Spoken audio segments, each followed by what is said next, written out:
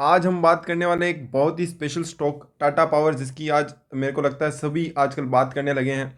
तो फिलहाल एक काफ़ी बड़ी यहाँ पे अपडेट है, और साथ ही साथ आज हम करने वाले हैं वीडियो में पूरा फंडामेंटल एनालिसिस, और आपको बताएंगे कि किस तरीके से स्टॉक में मोमेंटम यहाँ पर बन सकता है, क्या हो सकता है इसका टारगेट प्राइस, और साथ ही साथ बताएंगे कि कंपनी का पूरा जो प्रोफाइल है उसको पूरा अंडरस्टैंड करने की कोशिश करेंगे, और समझेंगे कि आगे कितनी अपॉर्चुनिटीज़ यहाँ पर बन सकती है जो यहाँ पर स्टॉक को ड्राइव करेगी। स्टॉक की एक रैली आपको देखने को ऑलरेडी मिल चुकी है। अगर हम पिछले एक महीने की बात करें तो काफ़ी बढ़िया रैली टाटा पावर ने दी है, और साथ ही साथ कई न्यूज़ यहाँ पर अलाइन है, और कंपनी के मैनेजमेंट ने भी काफ़ी कमेंट्री दी है। चाहे वो राकेश झुनझुनवाला हो, जो कि बहुत ही बड़े इन्वेस्टर हैं, और उन्होंने भी यहाँ पर टाटा के सभी कंपनीज पे यहाँ पे काफ़ी बड़ा एक कमेंट पास किया है। तो आज काफ़ी डिटेल में हम टाटा पावर को समझेंगे और बताएंगे कि कहाँ से यहाँ से जो मोमेंटम स्टार्ट हुआ है, और किस तरीके से प्रमोटर्स हैं जो यहाँ पर शेयर बढ़ा रहे हैं। तो हम हर चीज़ को आराम से आसानी से अंडरस्टैंड करेंगे, एक्सप्लेन करूँगा मैं हर चीज़ को। तो आप वीडियो को एंड तक देखें। वीडियो थोड़ी बड़ी होगी, बट अगर आप एंड तक देखेंगे तो आपको टाटा पावर जैसे स्टॉक को समझने में आसानी होगी, क्योंकि पावर इंडस्ट्रीज मतलब टू मच कॉम्प्लेक्स। तो आपको वीडियो एंड तक देखनी है, पूरी देखनी है, जब आपको समय मिले तब देखनी है, बट एंड तक पूरी देखनी है। तो ये मेरी थोड़ी सी रिक्वेस्ट रहेगी, ताकि आपको चीज़ें आसानी से क्लियरली हो, और आपको पता रहे कि पावर इंडस्ट्री में अभी क्या चल रहा है, और टाटा पावर किस तरफ यहाँ पर प्रोग्रेस कर रहा है, जिस कारण यहाँ पर स्टॉक में मोमेंटम भी दिख रहा है। प्रमोटर्स भी स्टेक बढ़ा रहे हैं, इन्वेस्टर भी यहाँ पर स्टेक बढ़ा रहे हैं। तो यहाँ पर क्या चल रहा है ओवरऑल, तो वीडियो को शुरुआत करते हैं। पहले चैनल को सब्सक्राइब नहीं किया तो चैनल को सब्सक्राइब करें। इसी तरह की डिटेल्ड वीडियोस के लिए एक पूरा फंडामेंटल एनालिसिस का हमने एक सेगमेंट बनाया है, जिसमें आपको हर कंपनी का जो भी हम यहाँ पे सिलेक्ट करते हैं उसका यहाँ पे फंडामेंटल एनालिसिस देते हैं। तो आप अपनी भी कोई अगर आपको लगता है कंपनी रिकमेंड करना चाहें तो आप कमेंट सेक्शन में रिकमेंड कर सकते हैं। तो अब शुरुआत करते हैं, ज़्यादा आपका टाइम वेस्ट नहीं करेंगे।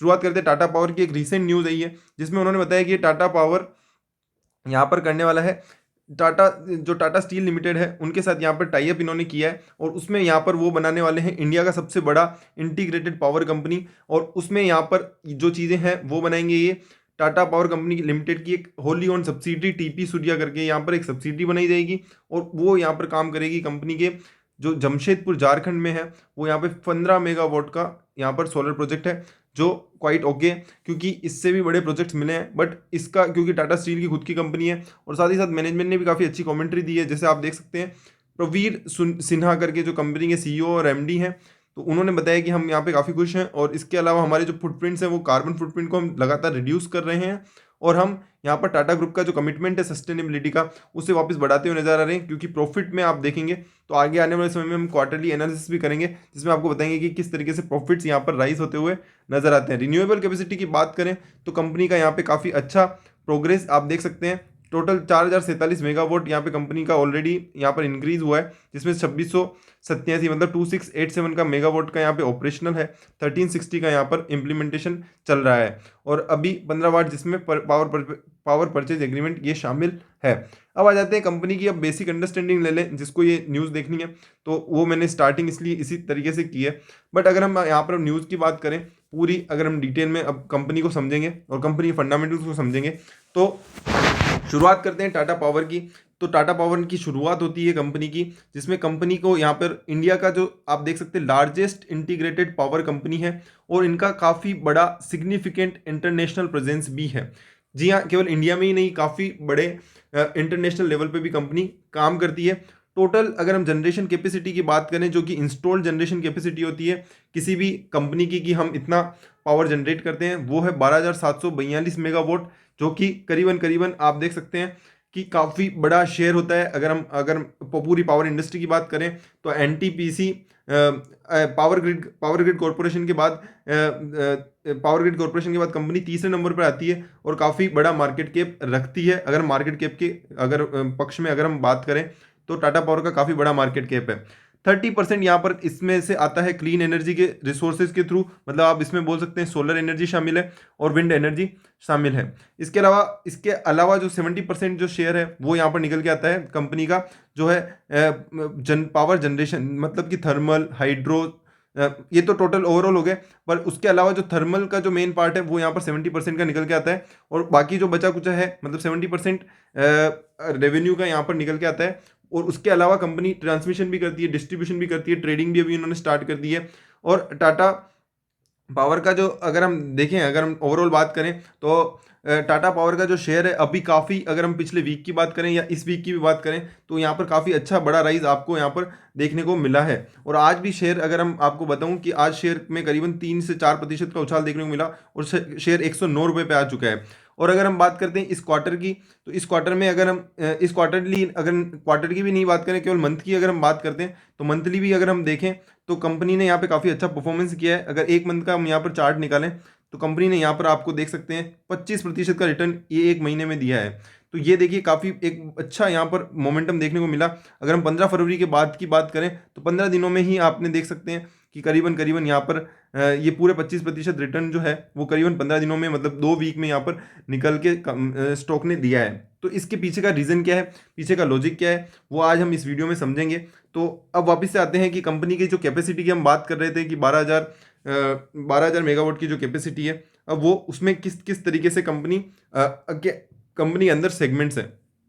अब आ जाते हैं कि भाई इनका जो अभी पब्लिक प्राइवेट पार्टनरशिप है वो भी हो चुका है, वो Tata power Delhi distribution limited के साथ यहाँ पर उसका नाम रखा गया है, जिसमें ये जनरेशन भी करेंगे, ट्रांसमिशन भी करेंगे, डिस्ट्रीब्यूशन भी करेंगे।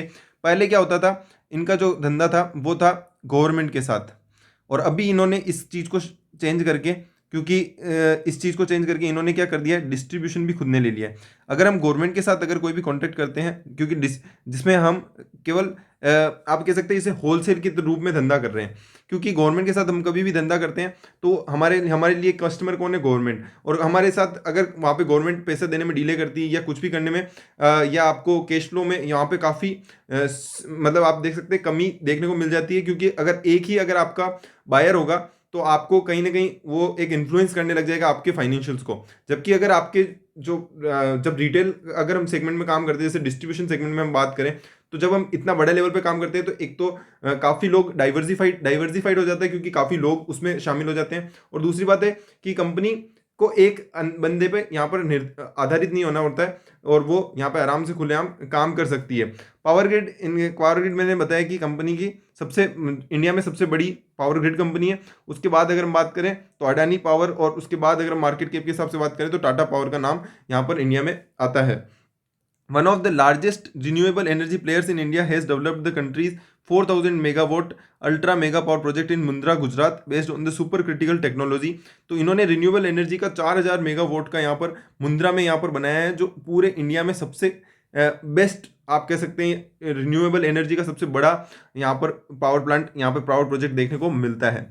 इसके अलावा अगर हम बात करें टाटा पावर की, तो इन्होंने डिस्ट्रीब्यूशन फ्रेंचाइजी एग्रीमेंट साइन किया है विद अजमेर विद्युत वितरण निगम, जो कि राजस्थान में पड़ता है। और इसके अलावा इन्होंने एक एसपीवी भी बनाई है, जो कि स्पेशल पर्पस व्हीकल होता है, जो किसी एक खास काम के लिए बनाया जाता है, और वो यहाँ पर 20 साल तक ये यहाँ पर डिस्ट्रीब्यूशन करने वाले हैं फॉर द AVVNL, मतलब कि अजमेर विद्युत वितरण निगम लिमिटेड। तो ये यहाँ पे काफ़ी पॉजिटिव है और काफ़ी सही चीज़ें यहाँ पर निकल के आती है।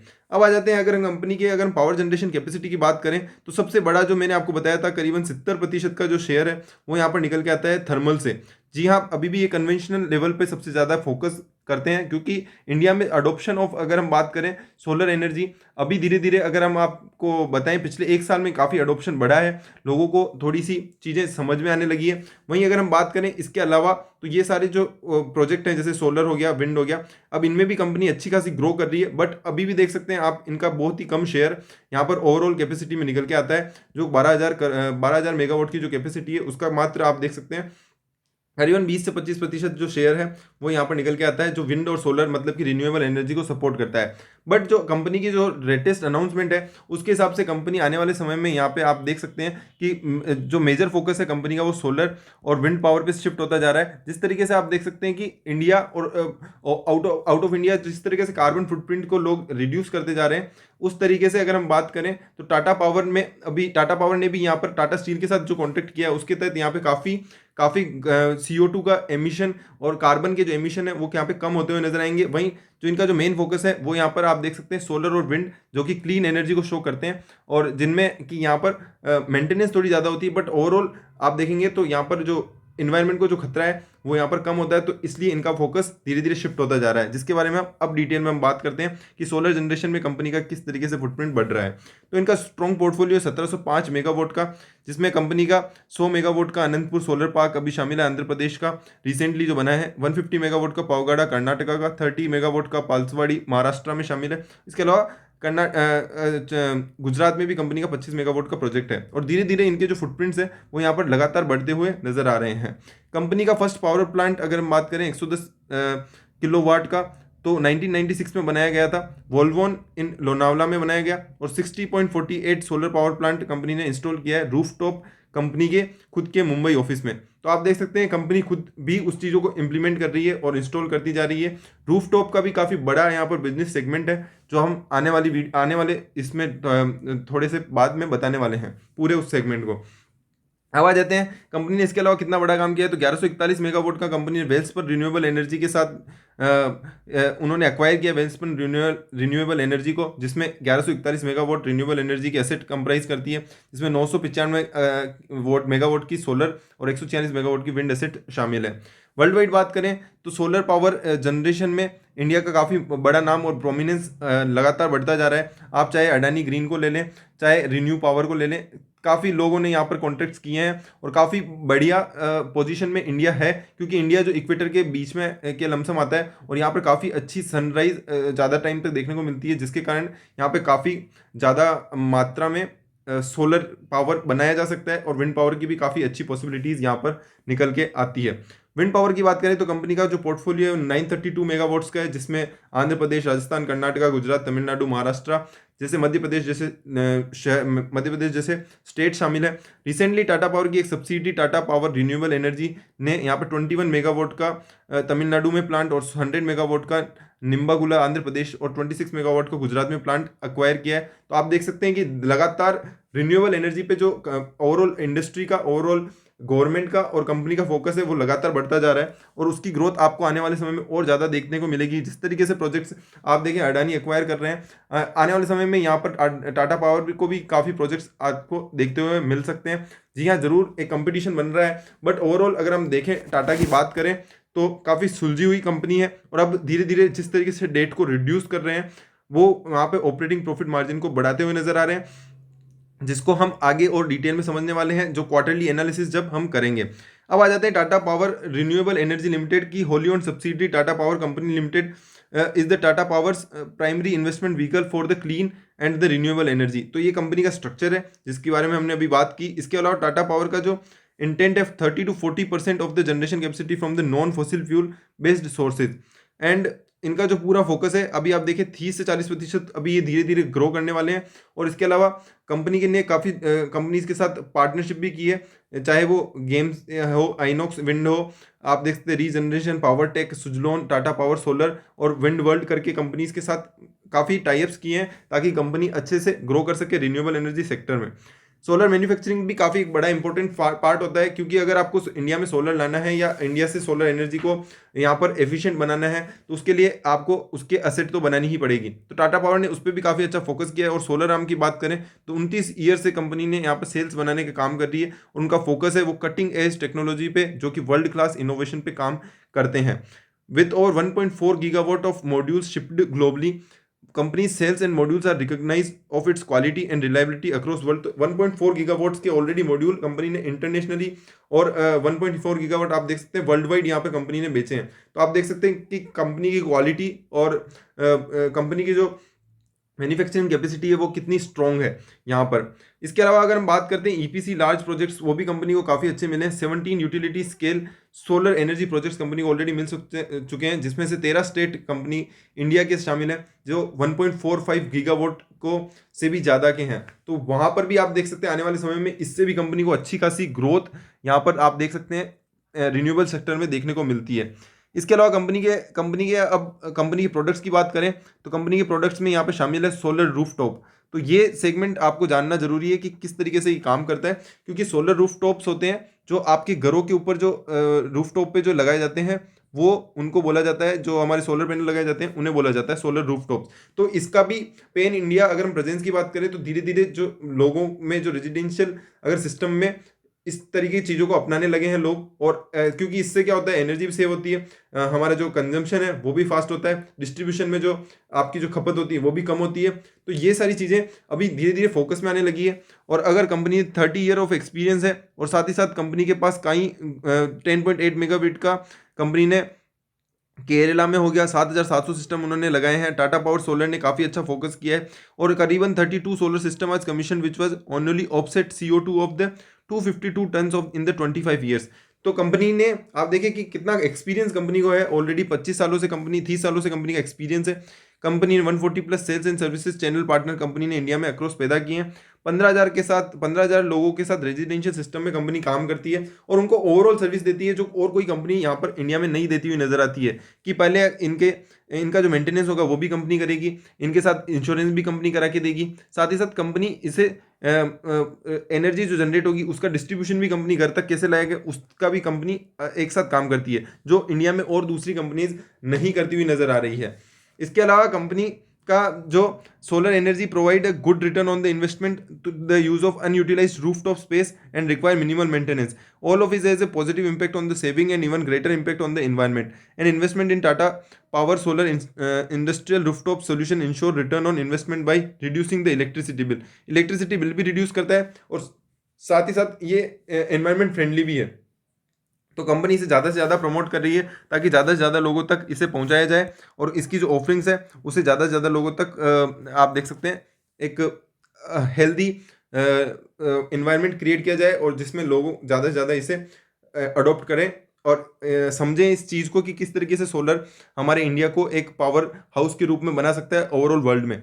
लैंडमार्क प्रोजेक्ट्स की बात करें तो कंपनी ने CCI स्टेडियम है, चिन्ना स्वामी स्टेडियम मुंबई की बात करें तो वहाँ पर 820.8 किलो वोट का यहाँ पर जो रूफटॉप इंस्टॉलेशन किया, जो करीबन करीबन आपके यहाँ पर 840 टन जो कार्बन एमिशन होता था उसे यहाँ पर स्टॉप करता हुआ नजर आता है। और 1.12 million units of the electricity per year यहाँ पर जो यूज़ की जाती है वहाँ पर इसे रूफटॉप, केवल जो रूफटॉप की जो होती है जगह उसे यूज़ करके यहाँ पर यूज़ किया है। और टाटा पावर ने इतना सॉलिड काम किया है कि वहाँ पर इतनी कार्बन एमिशन और 25% तक एनर्जी का पावर कंजप्शन कॉस्ट भी यहाँ पर रिड्यूस होता हुआ नजर आया, जो काफ़ी काबिल तारीफ काम है। और इस तरीके के अगर हम प्रोजेक्ट्स हर जगह पर अगर हम पाएंगे तो यहाँ पर कितना बड़ा धंधा आने वाले समय में आपको देखने को मिल सकता है। हर कोई यहाँ पर अडोप्शन करता हुआ नजर आ रहा है। टाटा, अब हम बात करें सोलर पावर की, चाहे आप देख सकते हैं डिस्ट्रीब्यूशन की, तो अभी यहाँ पर एक्सचेंजेस भी यहाँ पर इस पे काम कर रहे हैं, तो वो देखना होगा कि किस तरीके से यहाँ पर चीज़ें निकल के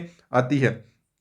अब आ जाते हैं हम कंपनी के कुछ और कंपनी के और कुछ प्रोडक्ट्स में, जिसका नाम है टाटा वाटर पंप्स और टाटा सोलर एग्रीकल्चर पंप्स। तो क्या होता है कि क्योंकि पूरे हमारे इंडिया की जो सबसे ज़्यादा फोकस जनता है वो है यहाँ पर एग्रीकल्चर में। और एग्रीकल्चर में यहाँ पर क्योंकि कहीं कहीं बार ऐसा होता है कि कंपनी जो इलेक्ट्रिसिटी कंपनीज होती है वो जहाँ पर खेत होते हैं वहाँ तक उनकी जो पहुँच होती है, आप देख सकते हैं, चाहे वो आप कह सकते हैं इलेक्ट्रिसिटी की जो पहुंच होती है वो नहीं हो पाती, या डिस्ट्रीब्यूशन में इतना पैसा खर्च होता है कि, या वहां तक बनाने में, लाइन बनाने में इतना पैसा खर्च होता है कि उसका कोई तुक नहीं है। तो इसमें यहाँ पर ये उनके लिए एक अपॉर्चुनिटी है कि सोलर वाटर पंप यहाँ पर लगा सकते हैं, तो जहाँ पर डायरेक्ट लाइट्स आती है और उसके बाद वहीं से पानी निकलता है और उसी उसी इलेक्ट्रिसिटी से यहाँ पर पावर सप्लाई भी होता है, पानी सप्लाई भी होता है, चाहे वो आपका वाटर ड्रॉप सिस्टम हो, चाहे आपका ये आप कह सकते हैं कि एक फंवारा वाला सिस्टम हो।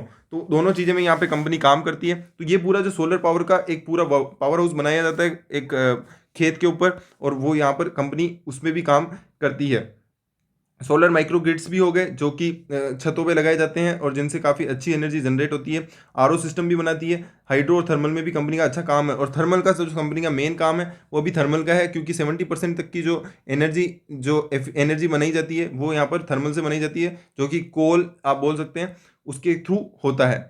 Coastal Gujarat power limited Tata power Holi own subsidiary is implemented 4,000 megawatt of the Mundra plant. तो कंपनी ने 4,000 मेगावाट का यहाँ पर जो गुजरात है वहाँ पर एक प्लांट बनाया है जो कंपनी की होली ओन सब्सिडी है, और जो कंपनी इंडिया की करीबन 3% नीड को फुलफिल कर सकता है। इतना बड़ा प्लांट बनाया है कंपनी ने। तो आप देख सकते हैं कि कंपनी में पोटेंशियल काफ़ी भर भर के बड़ा है।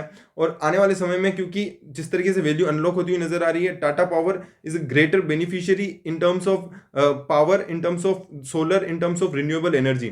तो मेरे को यहाँ पर काफ़ी बढ़िया नीड नजर आती है कि ट्रांसमिशन डिस्ट्रीब्यूशन हो गया। तो यहाँ पर करीबन आप देखेंगे तो अजमेर में 1.76 मिलियन कस्टमर है, दिल्ली में, और 1.38 लाख कस्टमर है अजमेर में, जो यहाँ पर इनकी जो डिस्ट्रीब्यूशन फैसिलिटी है उसे यूज़ कर रहे हैं, और ऑलरेडी यहाँ पर काफ़ी बेनिफिशियल है ये चीज़। तो ईवी चार्जिंग स्टेशन का जो हम बात कर रहे हैं, जो आने वाले समय का फोकस है, उसके ऊपर हम बात करते हैं अब, क्योंकि कंपनी ने एक कॉन्ट्रैक्ट किया है जिसमें कंपनी का मानना है कि वो आने वाले समय में 200 चार्जिंग पॉइंट्स बनाने वाली है पूरे इंडिया में। तो इंडिया में आप देख सकते हैं बड़ी बड़ी सिटी जैसे हैदराबाद, पुणे, चेन्नई, अहमदाबाद, चंडीगढ़, लखनऊ, कोलकाता, विशाखापट्टनम हो गया, दिल्ली, बेंगलोर, मुंबई, इस तरीके की जगहों पर कंपनी अपने अपने पॉइंट्स बनाने वाली है। जो कंपनी बोल रही है कि टाटा मोटर्स, एमजी मोटर्स और जगुआर लैंड रोवर के लिए जो ईवी के चार्जिंग स्टेशन होंगे, वो ऑलरेडी कंपनी ने एमओयू साइन करे हुए हैं, मतलब मेमोरेंडम ऑफ अंडरस्टैंडिंग साइन की हुई है।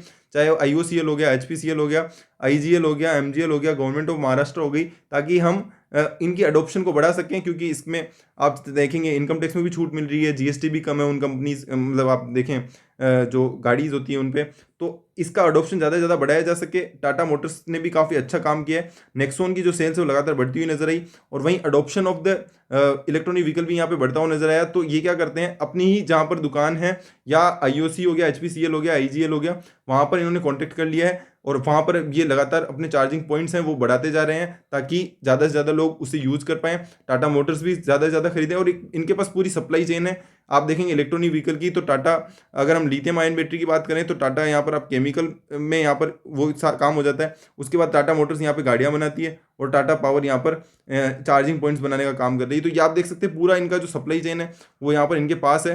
तो मेरे हिसाब से ग्रेटर बेनिफिशियरी टाटा का जो आने वाला जो 5 साल है वो टाटा के कंपनीज के होंगे, क्योंकि टाटा कंज्यूमर यहाँ पर निफ्टी में आ चुका है। टाटा केमिकल यहाँ पर लिथियम आयन बैटरी पे काफ़ी फोकस है, आरएनडी पे काफ़ी काम कर रहा है। Tata Motors company electronic vehicle पे काफ़ी अच्छा काम कर रही है और काफ़ी अच्छी सेल्स है। और वहीं टाटा पावर की बात करें तो यहाँ पर टाटा आने वाले समय में यहाँ पे काफ़ी अच्छी ग्रोथ आपको देखने को मिल सकती है। अगर हम बात करें कि कंपनी की स्मार्ट मीटर, टाटा पावर ने यहाँ पर क्लीन और ग्रीन एनर्जी की तो 30% इन द 2020 और 50 to 60% इन 2025। तो अभी जो 30% जो क्लीन एनर्जी पे काम होता है वो यहाँ पर डबल होने वाला है 2025 तक। तो आप देख सकते हैं कि कितनी बड़ी अपॉर्चुनिटी यहाँ पे अहेड बाकी है। टाटा पावर के अगर हम स्ट्रेटेजिक ऑब्जेक्टिव की बात करें तो टाटा पावर के स्ट्रेटेजिक ऑब्जेक्टिव है कि यहाँ पर डेट को रिड्यूस करना। अगर हम इनके जो डेट टू इक्विटी रेशो की बात करें तो वो यहाँ पे काफ़ी हाई है, जो करीबन आपको 1.2 करीबन दो पॉइंट के लमसम है, जो हम आपको बैलेंस शीट में और अच्छे से बताएंगे। बट हमने देखा है कि पावर कंपनीज होती हैं उनका डेट काफ़ी हाई होता है, और वो करीबन 3 या 4 के लमसम भी होता है डेट इक्विटी रेशो। बट इस कंपनी ने अभी धीरे धीरे कम किया है, और आने वाले समय में इनका मानना है कि हम और डाइवेस्टमेंट करके और असेट यहाँ पर है उन्हें सही यूज़ करके इस चीज़ को कम करेंगे। और आने वाले समय में कई कंपनीज के और प्लान भी हैं, तो वो आने वाले समय में अनलॉक करते हुए नजर आएंगे, क्योंकि कंपनी का जो मैनेजमेंट है उन्होंने कहा है कि हम आने वाले समय में इसकी वैल्यू और अनलॉक करेंगे।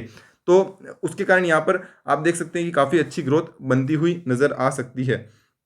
वहीं अगर हम एम की बात करें तो रिन्यूएबल एनर्जी में कंपनी का काफ़ी अच्छा फोकस रहने वाला है। जिस तरीके से कंपनी ने बोला है कि हमारा जो सोलर और विंड पावर के रिसोर्सेज है वो आने वाले समय में हमारे पूरे इंडिया के पावर सेक्टर के जो डायनामिक्स है उन्हें चेंज करते हुए नजर आएंगे। CO2 की यहाँ पर जो एमिशन है वो कम होगी, 33 से 35% की यहाँ पर जो 2030 तक है इनकी जो ग्रोथ यहाँ पर आपको आने वाले समय में देखने की संभावनाएं यहाँ हैं। और जो GHG एमिशन है वो भी यहाँ पे काफ़ी हद तक कम होता हुआ नज़र आएगा, जैसा कंपनी ने बोला है। अगर हम बात करें कंपनी की जो कैपेसिटी है वो आने वाले समय में उन्होंने बोला है कि 500 गीगावाट की कैपेसिटी कंपनी 2030 तक प्लान कर रही है, और उन्होंने उसके ऑलरेडी काम करना स्टार्ट कर दिया है। और 175 गीगावाट कंपनी 2022 तक प्लान कर रही है। तो ये सारी चीज़ें हैं जो काफ़ी पॉजिटिव है। इसके अलावा अगर हम बात करें कंपनी के अब फाइनेंशियल्स की, तो आ जाते हैं हम कंपनी के फाइनेंशियल्स पे। तो कंपनी के फाइनेंशियल्स पे हम सबसे पहले शुरुआत करने वाले हैं कंपनी की बैलेंस शीट और कंपनी के जो फंडामेंटल्स हैं उससे, कि कंपनी अभी किस तरीके का काम कर रही है उस पर हमारे को जान लेना बहुत ज़रूरी है। सबसे पहले आ जाते हैं कंपनी के ओवरव्यू पे। तो अगर कंपनी के ओवरव्यू की बात करें तो 109 रुपये पे शेयर ट्रेड हो रहा है, करीबन 34,927.9 की मार्केट कैप के साथ, जो काफ़ी डिसेंट है।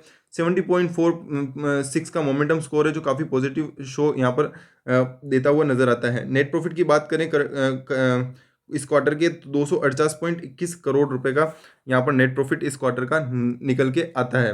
कंपनी के स्ट्रेंथ की बात करें तो कंपनी की काफ़ी सारी स्ट्रेंथ्स यहाँ पर निकल के आती है, जो है कंपनी का नेट कैश फ्लो, कंपनी की ईपीएस की ग्रोथ, 52 वीक हाई पे कंपनी ट्रेड कर रही है, स्टॉक ने 20% से ज़्यादा इस महीने में रिटर्न दिया है। इसके अलावा कंपनी की अगर हम बात करें कंपनी के पास कितनी अपॉर्चुनिटीज़ है, तो कंपनी का जो डेली डिलीवरी परसेंटेज है वो लगातार बढ़ता हुआ नजर आ रहा है। ब्रोकर की जो प्राइसेस हैं वो काफ़ी पॉजिटिव हैं और वो भी सब यहाँ पर बाई की राय देते हुए नजर आए। मोस्टली अगर हम देखेंगे अभी आने वाले समय में, तो ये सारी चीज़ें पॉजिटिव है। 52 वीक लो से कंपनी अभी काफ़ी अच्छी रिकवरी दी है और काफ़ी अच्छे यहाँ पे वॉल्यूम्स और गेंस आने वाले समय में नज़र आ सकते हैं।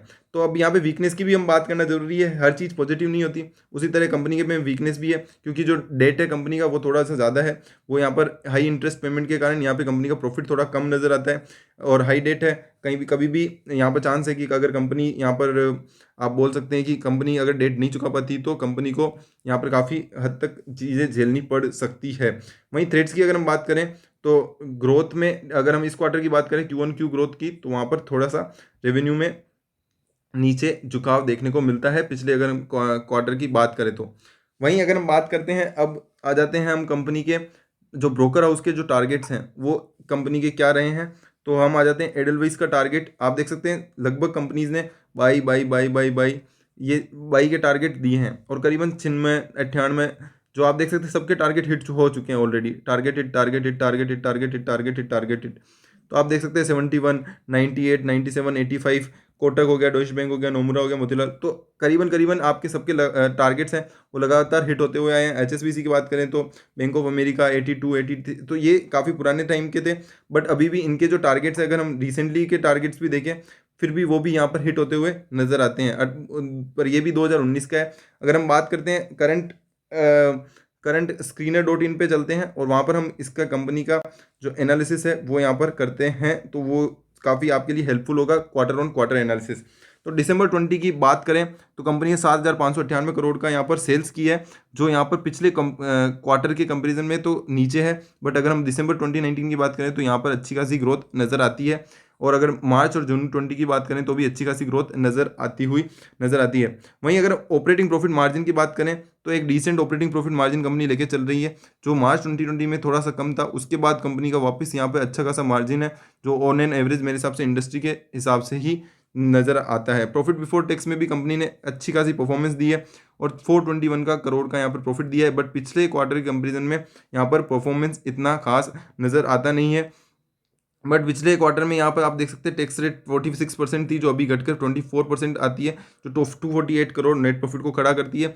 और आप देख सकते हैं यहाँ पर ईपीएस निकल के आता है, जो 0.78 का ईपीएस निकल के आता है। तो ये सारी चीज़ें हैं। और कंसोलिडेटेड फिगर्स की हम जहाँ पे ज़्यादा बात करेंगे नहीं, यहाँ पर 3.91 का है। और ओवरऑल अगर हम बात करें तो पिछले क्वार्टर से यहाँ पर कंसोलिडेटेड लेवल पे प्रॉफिट बढ़ता हुआ नज़र आता है। और सेल्स की और ऑपरेटिंग प्रॉफिट की बात करें तो वो यहाँ पर घटते हुए नज़र आते हैं।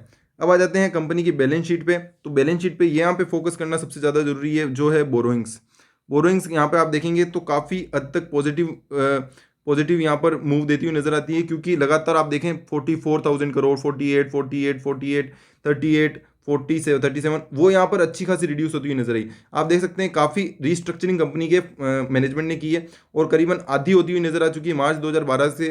आई एम सो सॉरी उल्टा चलेगा, आई एम सो सॉरी। तो यहाँ देखें आपकी ये जो है लगातार बढ़ती हुई नजर आ रही है। आई एम सो सॉरी, मैंने गलत बोल दिया।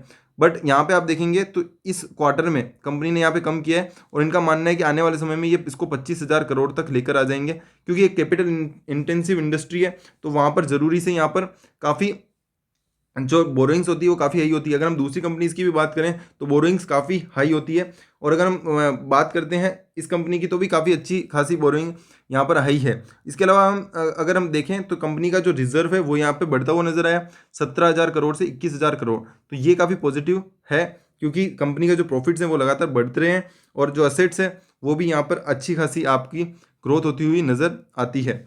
तो अब आ जाते हैं हम कंपनी के कैश फ्लोज पे, जो काफ़ी इंपॉर्टेंट है, क्योंकि इस बार के कंपनी के जो कैश फ्लो हैं वो काफ़ी मैनेज्ड नज़र आए।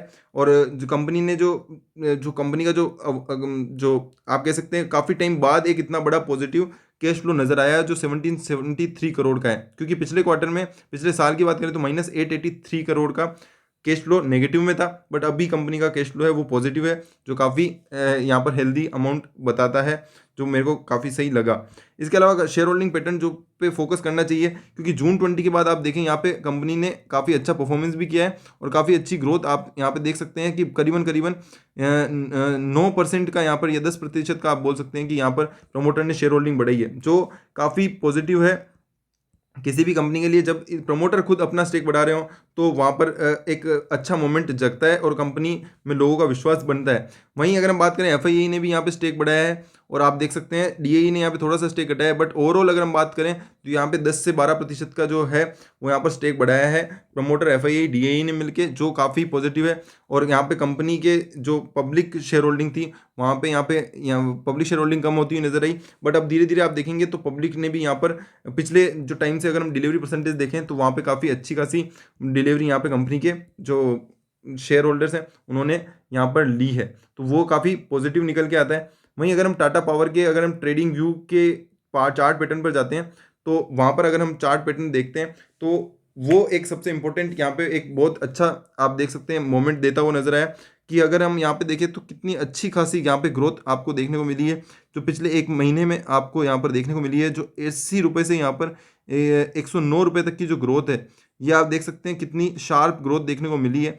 और अगर हम बात करें अब नेक्स्ट क्या कितना टारगेट प्राइस हो सकता है, जिसके ऊपर हमारे को बात करनी भी चाहिए, तो अगर वो हम बात करें तो यहाँ पर अभी जिस तरीके से चार्ट निकल के आ रहा है वो यहाँ पर बताता है साफ साफ कि यहाँ पर काफ़ी अच्छा बुलिश मोमेंटम है, डिलीवरी परसेंटेज है ही है, और आप कह सकते हैं कि जो वॉल्यूम्स हैं वो भी यहाँ पे अच्छे खासे राइज होते हुए नजर आए।